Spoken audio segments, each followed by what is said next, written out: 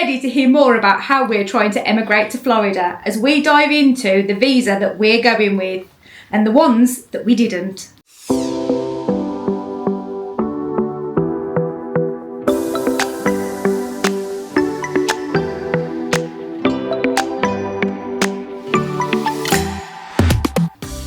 We'll cover our chosen visa type, the EB1A, and the reasons for going for that one, but also the reasons why we're not going down the EB2 NIW or the E2 route. And we'll also talk about taking a chance on playing the diversity visa lottery. Hello everyone, welcome back to the channel. We're here again. With dogs and it's cold. It is freezing in this country. Yeah, hence the fleeces. It's absolutely freezing today. We are back in what is supposed to be our tropical oasis. Not quite, as the rain is falling, but there we go. I'd much prefer to be there. Yeah. In our last video, we introduced ourselves and our big move to Orlando. So today we're going to get into the confusing world of visas, which is very likely why you're all here. Specifically the ones we've considered for our family. Obviously, disclaimer straight away, we're not immigration lawyers. This is all based on our experience, our research, and the advice we've been given by the lawyers we've kind of engaged. So please get your own legal advice, get your own professional advice based on your specific circumstances, as everything we talk about today is just based on ours. We've kind of decided to put this video, and I guess the whole vlog series together is, you know, from when we first started, we were overwhelmed and confused with all the possible visa options. I have not a clue as to what would or wouldn't be available to us. Or where to start. Who to speak to. So we've done an immense amount of research. So hopefully just having these short videos will help other people that are looking to do what we're doing find a start point. At least a sort of guide to the start of what they're looking to try and do. Yeah. So we looked at lots of different visa types. They all apply to different circumstances. So again, going back to, you know, seek your own professional advice to try and understand what visa works for you. But there's L visas, O visas, E visas, EBs, Fs, family-based. The list is endless. It pretty much goes through the alphabet. It does, yeah. So it's it's the A to Z of visas. Somebody somewhere in USAS just went, I'm just going to take the alphabet and go for it. Yeah, we basically started searching Google, joining various Facebook groups, looking at other people's YouTube videos and, you know, what they've done. So we talked briefly in our sort of May to December visa diary video about how we started looking at an E2 investor visa, and that purely the E2 investor visa is where you buy or set up a business with an amount of investment money up front. And that started with us talking to a business broker. It did. So we spoke to a business broker to get an understanding of what sort of businesses we could look at, whether we consider or we should be looking at things that are like of our background, or does it really matter? Can we go for something completely different? So there was lots of conversations with that business broker. He then recommended the immigration lawyer. We spoke to her.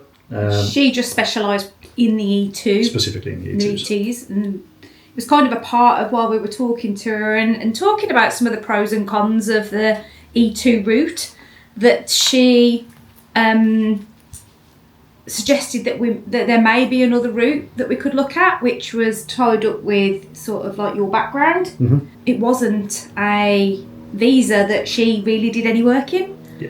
So she made a couple of recommendations for people we could try and talk to about that visa type, to see if it would be something that could work for our circumstances. Yeah, which specifically in our circumstance was the EB2 NIW, which is where we started that side of it rather than looking at the E2. Spoke to these two recommended lawyers, and we got into a bit more of an in-depth conversation with one of them about the circumstances. And as you already know, Mark's an engineer and has got a progressive career in manufacturing and engineering. And so we were talking with her about how eligible we'd be for the NIW, the EB2. And she actually turned around and said that had we considered the EB1, we were like, well, we don't really know a lot about that one. And as we went more and more through it, she felt that we had a strong case for the EB1.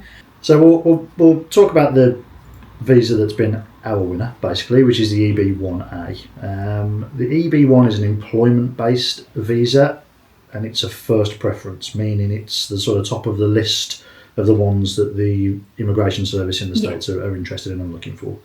There are actually 3 variations.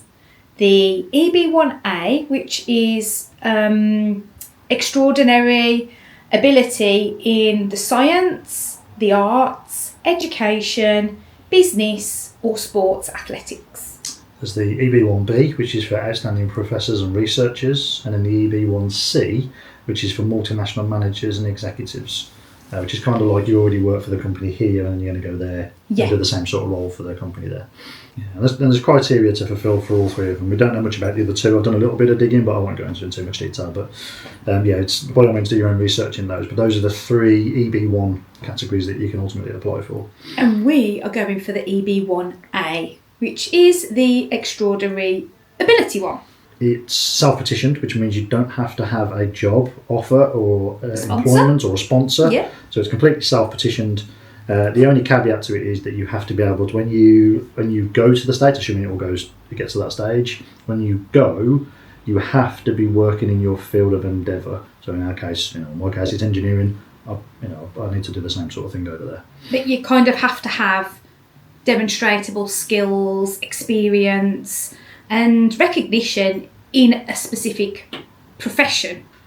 So you need to be able to provide strong documented evidence of your extraordinary ability. The way you do that is there is a set of 10 criteria that's been specified by the US Immigration. You need to be able to demonstrate so you can fulfil at least 3 of those criteria. Yeah. It's recommended that you try and do as many as you can, but a requirement is a minimum of 3. And we can put a link, if anybody's interested in a specific visa type, we can put a link in the description to the UCIS website where they provide a whole lot more information on these criteria. Yeah.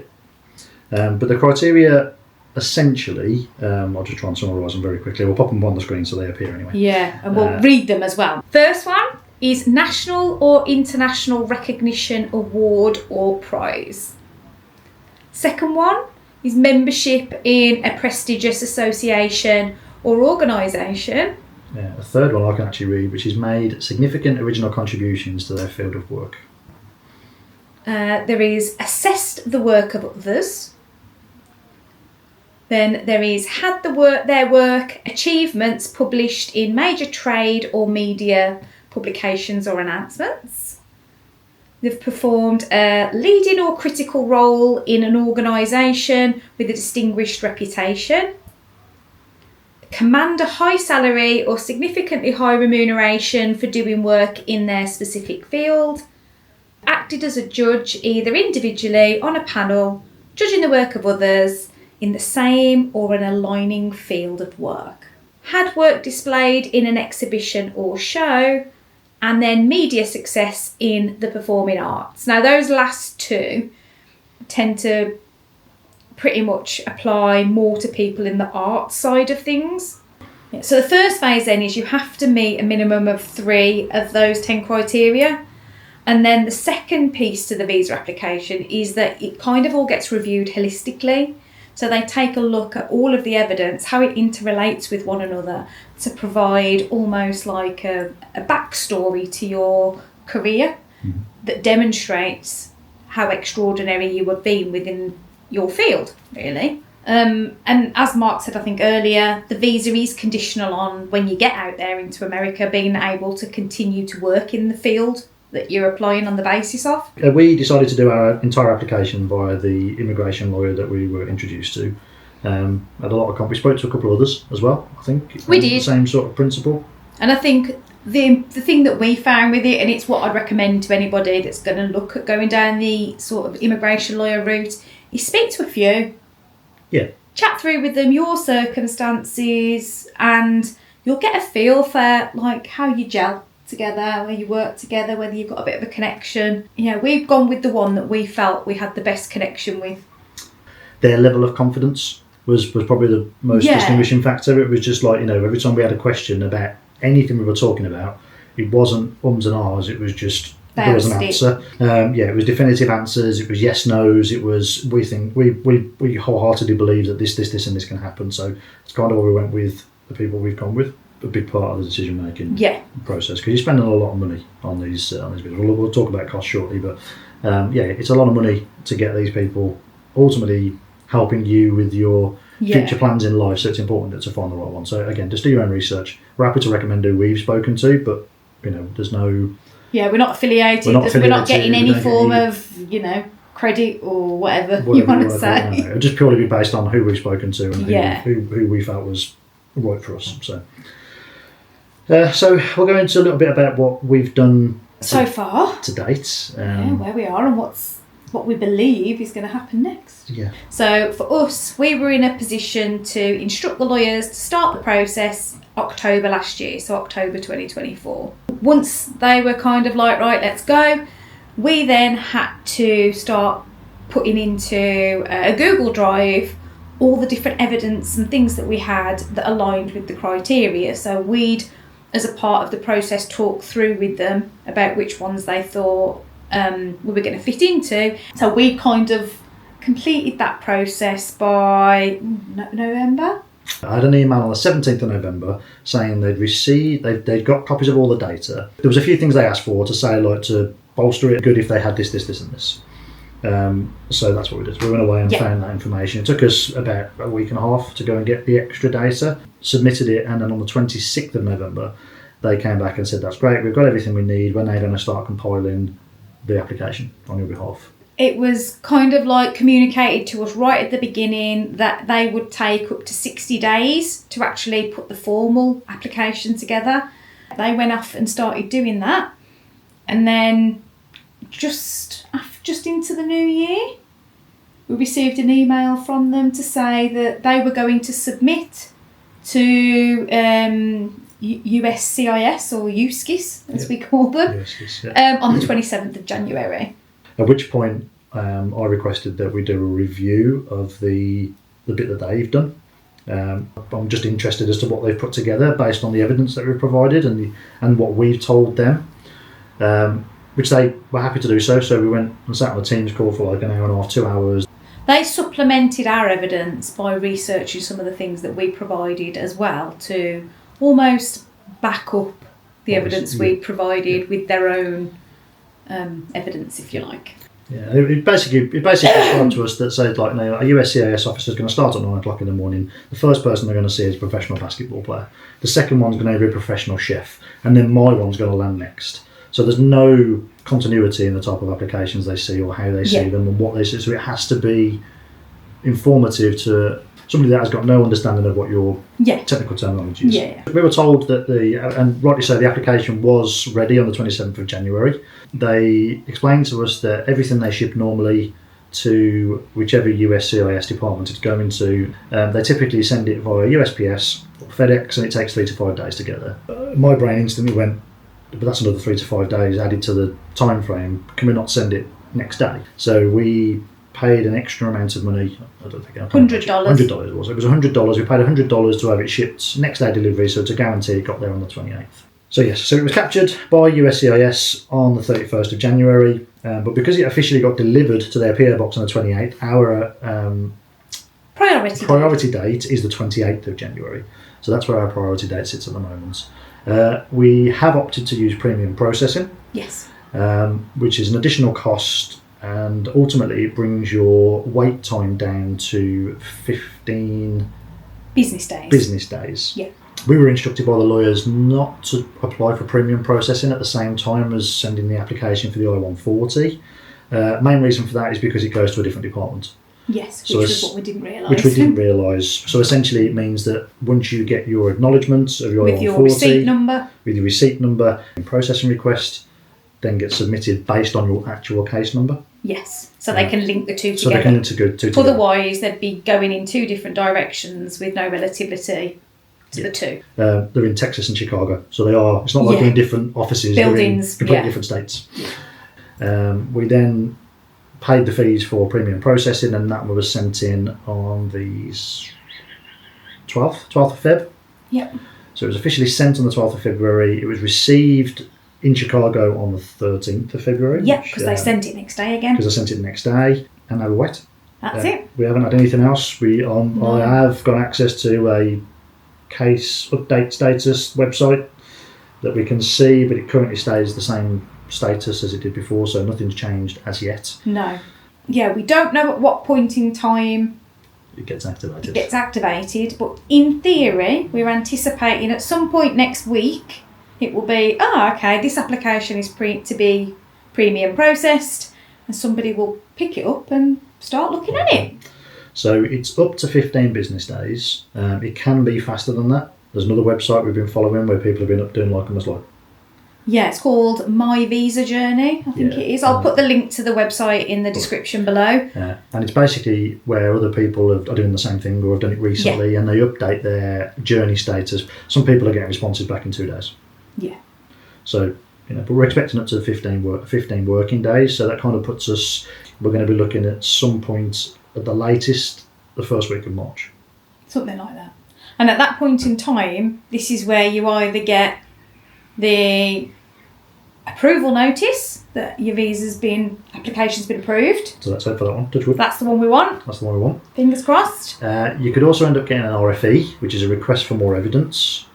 If you get one of those, they are very good with it, from what we understand. Yes. You will get a letter from USCIS that states very specifically which categories you haven't provided enough evidence for, and then ask you to provide more evidence. That's our understanding of. There is also the final and hopefully not going to happen option, which is a denial, it's called a no ID. So it's an NOID, notice of intention to deny. We're hoping we don't have to worry about that. We do understand there's an appeal process you can do if it does happen and stuff. Yeah. We know nothing about it, so we're not going to even try and bring it up in this video. But there is an option to potentially appeal a notice of intention to deny. Once you get the approval eventually, whether it's straight off the bat or after an RFE. USCIS refer the application to the National Visa Centre, also known as the NVC. And at that point in time, the NVC will look at it and go, these people are based in the UK, so we can't process that. It needs to go to the consulate in their home country, so here in the UK, down in London. Our visa processing it, so to speak, then gets passed on to the consulate in London. Mm-hmm. Well, essentially what happened then is we'll receive an interview date. We then need to plan to then go and get UK police certificates from ACRO, which basically gives you a background on your criminal history, if you've got any, and so on and so forth. You also have to arrange to have medicals, but the medicals have to be done at an approved provider. Yeah. But for us specifically, it'll be London, so we've got to go to the one in London, the medical place. Once you've done all that and you've got all your documentation together, you then attend the interview. Ultimately, that officer that you meet for your interview can still say no if they choose to. Potentially.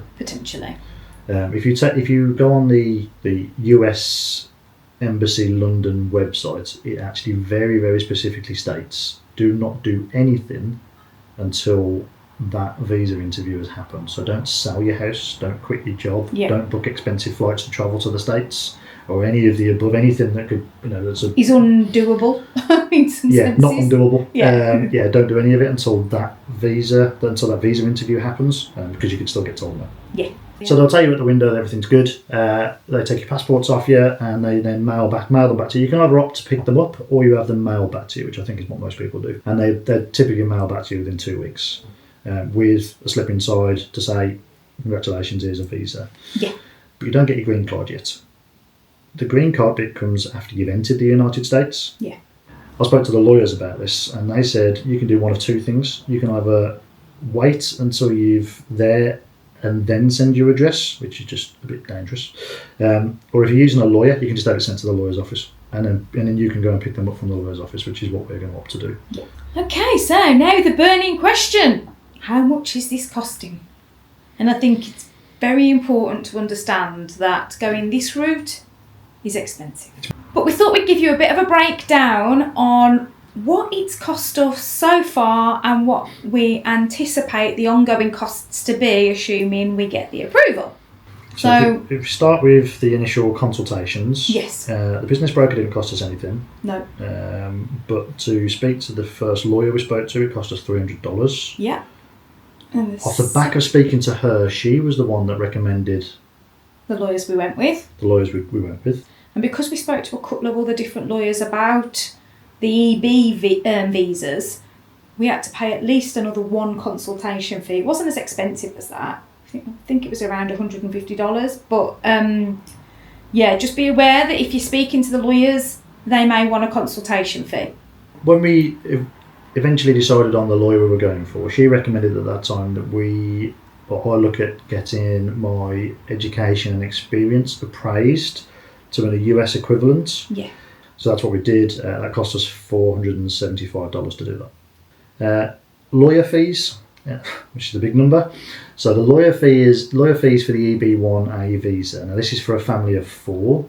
It may differ if there's less of you, if there's 2 of you or 3 of you, or even if there's more of you, it might change.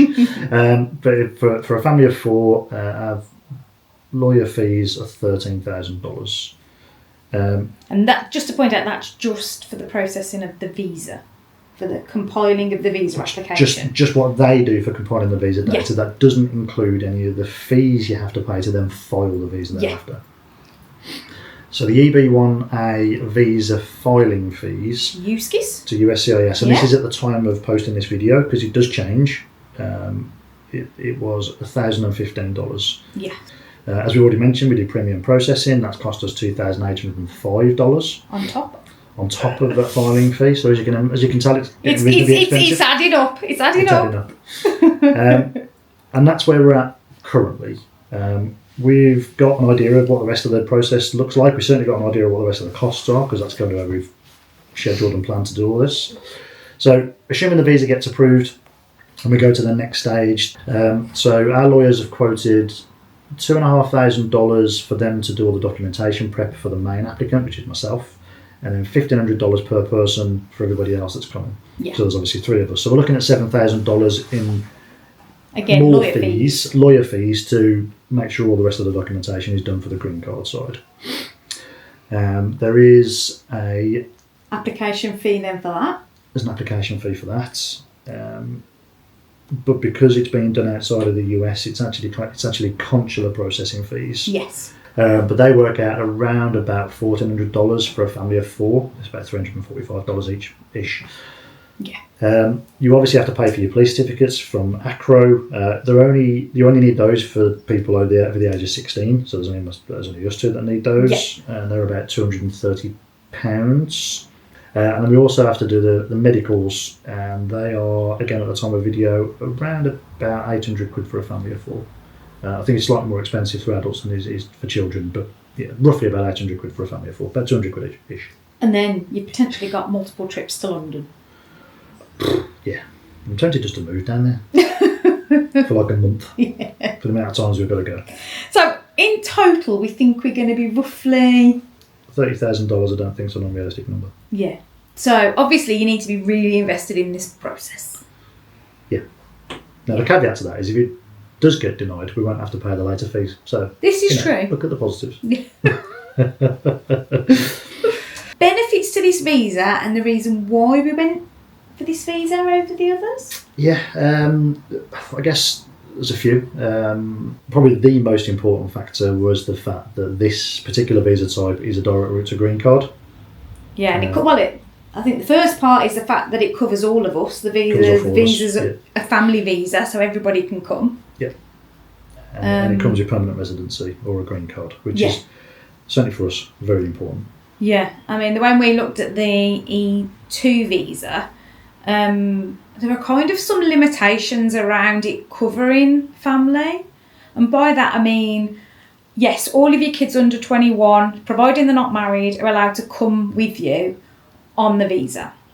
But only the spouse gets a permit to be able to work. So say, for example, you do really well on the E2 visa and you keep getting it renewed and renewed and renewed, and your kids get to 18, 19 years of age. They're not allowed to go and get a little part-time job to supplement their lifestyle. No. They're not allowed. So only the spouse of E2 visa holders can go to work. So that's one thing to bear in mind as your kids get older. The other restriction to the E2 visa type as far as kids was concerned is that when they get to 21, they time out of being classified as a family member under that visa. So unless, they're going to be a student and have got a student visa, or for argument's sake have met somebody and are getting married to somebody in America, they would have to leave the USA and come back to the UK. Which isn't an option. Which isn't an option. Our kids are that much younger, in being 9 and 12, that by the time they get to 21, everything they know, all of their life will have been in America. So what on earth would they be coming back to in the UK? So for us, it was like, whatever we do, we ultimately need to be able to get a green card. Yeah, and obviously... There are ways and means of potentially looking at getting one when you're there. You could do a change of status, which I mentioned earlier, but that would mean having to apply for a different type of visa. And So we've opted not to do that for the time. So we took it off the table. It was a determining factor why, when we were weighing up the costs of all these different visa types and routes to get there, that for us the EB1 became the favoured one, because, as we said, just to reiterate, it was a family visa and it was a straight route to green card. Correct. Yes. And so, ignoring the E2, then, the other reason for doing this is the flexibility in an EB1. So, despite the fact that I have to go and work in the field of endeavour that I work in currently, there's no restrictions on what industry or where I'm working, or even what state I'm working in. As stupid as it sounds, yeah, no you just have to still be working in the field of endeavour, which ultimately is engineering. Yeah. The EB1, the reason we chose the EB1 was obviously the lawyer said that she was adamant, that it was a big tick in the box. We meet all the criteria. That was the main factor. Yeah. But also the visa availability. So the EB1A has got a current status, which means that as soon as your visa is approved, there is visas available to assign to you. So a visa is there, and that's it. Great, you can go ahead, and it goes straight for processing. Yeah. The EB2 NIW, which was the one we were originally discussing, again at the time of this video, and looking at the visa bulletin for March 2025, the date for an EB2 NIW as it stands today is May 23. So you are looking at probably about a 22 month wait until a visa becomes available. Now that's only assuming that it just goes month on month, every month going forward. Yeah.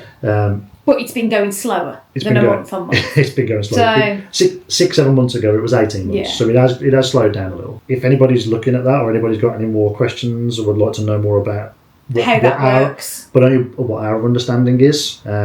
Again, we're not giving legal advice. This is just based on what we've been told and what we understand. Yeah. If you want to know a little bit more about it, just drop us a comment below, or DM, whatever they call it nowadays. On Instagram, and we might be able to share a bit more information about what we've... Yeah, we can put some links to the visa bulletin as well, so you can have a look at that, because that probably will explain a little bit more how you apply the information on a visa bulletin. Yeah. The other element to going down the EB route rather than the E2 investor route was the fact that we don't need to put all of our savings into a business. Because obviously the requirement for going in on an investor visa is that you're buying a business or investing in a business of some description. So for us that means that we're not taking a risk on, needing to make a success of a business in a country that we're unfamiliar with. Yeah, well, there's always risks associated with owning your own business and operating in another country, which is not something we've done. So we're risk takers, but if you can avoid taking risk, we always do educated risk. It's educated risks. Educated risk. So if you can avoid it, we do. And if you've got an option to not go down that road, this is an option. And for us, we were fortunate that we got a couple of different avenues we could explore. But the EB route meant we don't have to take the risk of buying a business in a country we're unfamiliar with. Correct. And then we also don't have to go through the visa renewal. Yeah, we know people that are on E2s and they're all fearing having to go through the renewal process just because of some horror stories they've heard. But it's because the renewal is based on the fact that you've made a success of the business, and it's at least as successful as when you started, or it's improved where you've job creation or economic success. So, you don't know what's around the corner. You could buy a business this week and it could, for whatever reason, it could fail next week. Who knows? There's loads of factors that could control that. So having your livelihood rely on the business that you've bought, whilst we haven't necessarily completely took it off the table, if all other options don't work for us, it's quite a big risk to take. Yeah. Versus the other options that are potentially available certainly to us and potentially to you guys. So that's why I've gone down that road. Yeah. So. But more excitingly, then comes on to the final wild card, as we like to call it. The Greencard lottery, or the diversity visa, is a lottery that aims to promote diversity in the US immigration population.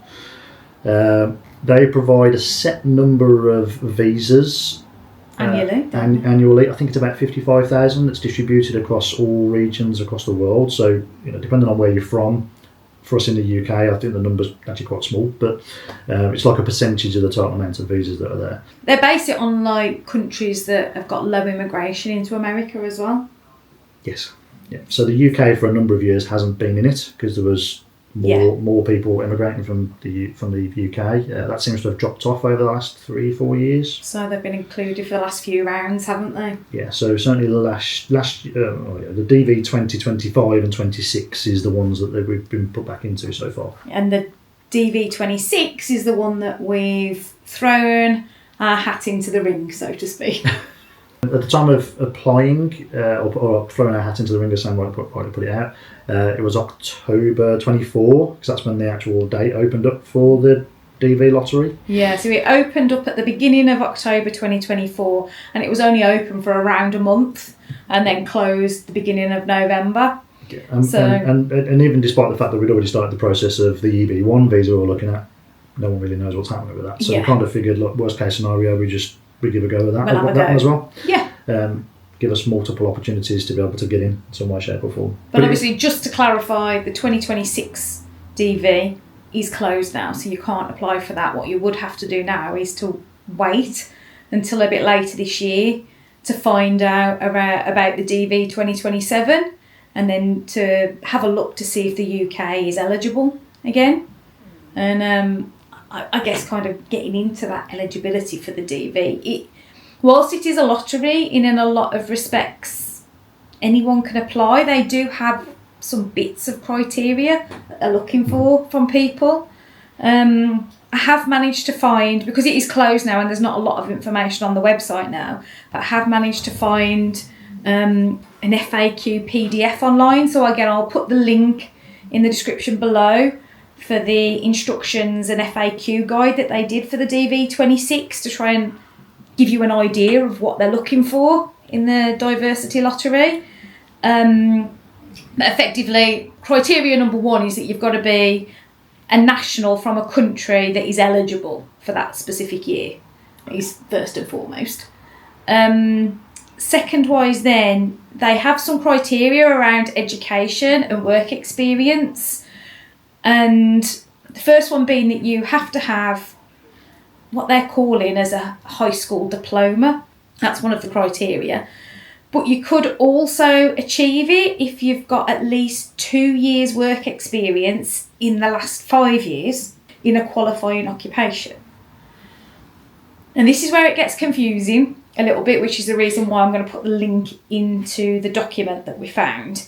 It's because it's not just any job. No. It's very specifically, they give jobs almost like grading, like a score, yeah. And so it has to be jobs designated in what they term as job zone 4 or job zone 5. And each of those job zones, they assign what they call an SVP rating. And so the SVP rating has to be an SVP rating of 7 or higher. Yeah. And I found a link, a website that told you what they were. Yeah, so you can essentially search for the job that you do or did do. It was called ONET, I think. I've got the link for that as well. And it gives you a list of what the criteria are for each of those job zones, and then you can find a search for the jobs. It's ONET, Online Help. Okay. But again, I'll put the link in the description for that, so you can have a look to see whether what you've done over the course of the last 5 years would qualify. So yeah, that's the eligibility. And then application process wise for that, it's all online. Oh. You just literally go on there and fill out the online application once you've checked your eligibility, obviously. And then the applying individual applies for themselves, but then it is also for a family. So you put in all of your dependents' information as well. So if, like us, a family of 4, we were in a position where we could both apply because we were both eligible. A little tip, to get yourself 2 tickets, so it's basically like buying 2 lottery tickets instead of 1. If you're both qualifying, like as Sam just pointed out, we are, then apply twice. Yeah. You don't get penalised for that. No. There's nothing against that. It even says on the DV website you're allowed to do so. Yeah. And then once you've completed the applications, you'll get like an email confirmation. Correct. With a number, which has got your number on it. Yeah. Now the confirmation is the only time they will contact you to say just to give you any information based on what you've applied for. So the release of the DV to basically let people know whether you've been successful or not is on the 2nd of May in the following year. So for us, when we applied in October of 24, our notification date is the 2nd of May this year. But they don't let you know, you have to go on and check, Yeah, which is the reason why you need to keep your confirmation safe. Yeah, nobody's going to contact you to tell you whether or not you've been successful or not. You have to go and find out for yourself by logging onto the same system that you applied on. Yeah. You put your confirmation number in and it'll say whether you were successful or not, and that's it.